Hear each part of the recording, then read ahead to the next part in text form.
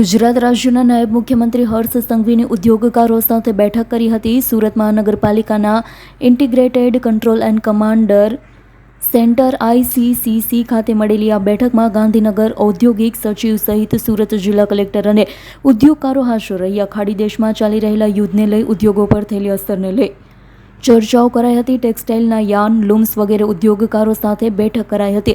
LPG gas અછતને લઈ પણ ચર્ચા થઈ હતી. તો અગાઉ ગાંધીનગર ખાતે મુખ્યમંત્રી ભૂપેન્દ્ર પટેલે ઉદ્યોગકારો સાથે બેઠક યોજી હતી. આજે દક્ષિણ ગુજરાતના સૌ ઉદ્યોગ મંડળો જોડે રાજ્યના ઉચ્ચ અધિકારીઓ સાથે મળીને તેમના ગેસ સપ્લાયના વિષયો હોય કે પછી કારીગરોની બીજી વ્યવસ્થાઓના વિષયો હોય, આ તમામ વિષયો પર ખૂબ જ મહત્વપૂર્ણ ચર્ચાઓ આજની બેઠકમાં કરવામાં આવી છે. ખાસ કરીને દક્ષિણ ગુજરાતના બધા જ ઉદ્યોગ મંડળોને હું આભાર માનવા માંગુ છું કે પહેલા 5-7 દિવસ જે કારણ વગરની અફવાઓના કારણે કોઈ બી કારીગરોમાં ડર પેદા ના થાય તે માટે તેમને તમામ ક્ષેત્રમાં ઇન્ડસ્ટ્રીયલ કિચનની શરૂઆત કરવામાં આવી હતી અને એ જ ભંડારાઓ દ્વારા તમામ લોકોને ભોજન બી પીરસવામાં આવી રહ્યું હતું. પાંડેસરા હોય, વાપી હોય કે અંકલેશ્વર હોય કે પછી દહેજ હોય, આ બધી જ જગ્યા પર આપણા સૌ ઇન્ડસ્ટ્રીઝ દ્વારા વિભિન્ન વ્યવસ્થાઓ માટેની તૈયારીઓ દર્શાવવામાં આવી હતી. તમામ કારીગરો માટે 5 કિલોગ્રામના જે ગેસ સિલિન્ડરની વ્યવસ્થાઓ છે તે બી પૂરતા પ્રમાણમાં તમામ ક્ષેત્રમાં કરવામાં આવી છે. આવનારા દિવસોમાં બી કોઈ બી પ્રકારની ચિંતા કરવાની આવશ્યકતા નથી. ગેસ જે ઇન્ડસ્ટ્રીઝ છે એ ઇન્ડસ્ટ્રીઝને કઈ રીતે સપ્લાય મળી રહ્યું છે, ભવિષ્યની અંદર કઈ રીતે એમને વિભિન્ન પ્રકારેથી પોતપોતાની ઇન્ડસ્ટ્રીઝની અંદર કોઈ બી તકલીફ ના પડે તે માટેની આ વ્યવસ્થાઓ બેઠક કરવામાં આવી હતી.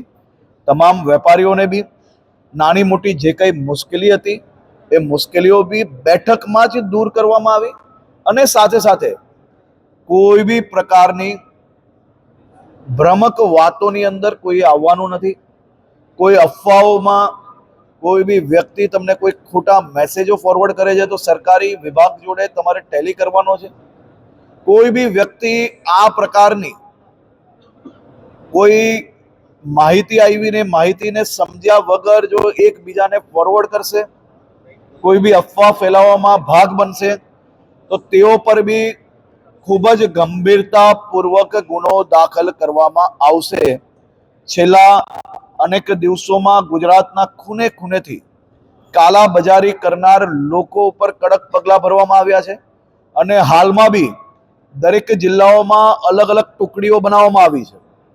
આ પ્રકારની અફવાઓ પર ધ્યાન આપે, આ પ્રકારની અફવા ફેલાવનાર લોકો પર ગમે તે હોય અને સીધું એક્શન લઈને એની ઉપર કડક પગલાં ભરવામાં આવે, જેથી કોઈ સામાન્ય નાગરિક એમની અફવાઓનો શિકાર ના બને.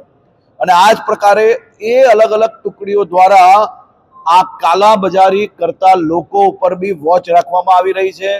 નાગરિકો જોડે સીધા સંપર્કમાં રહી રહ્યા છે, જેથી કોઈ ગેસની બોટલ હોય, પેટ્રોલ ડીઝલનો કોઈ જથ્થો હોય કે પછી કોઈ બી પ્રકારની બીજી જીવન જરૂરિયાત વસ્તુઓને કોઈ બી પ્રકારે જો કોઈ કાલાબજારી કરતું હશે તો એની ઉપર ધ્યાન રાખવા માટે તમામ જિલ્લા, તમામ શહેરોમાં અલગ અલગ વિભાગોની જોડે મળીને એક અલગ અલગ ટુકડીઓ બનાવવામાં આવી છે, જેની માત્ર ને માત્ર કામગીરી આ કાલાબજારીઓ પર ધ્યાન રાખવાનું રહેશે.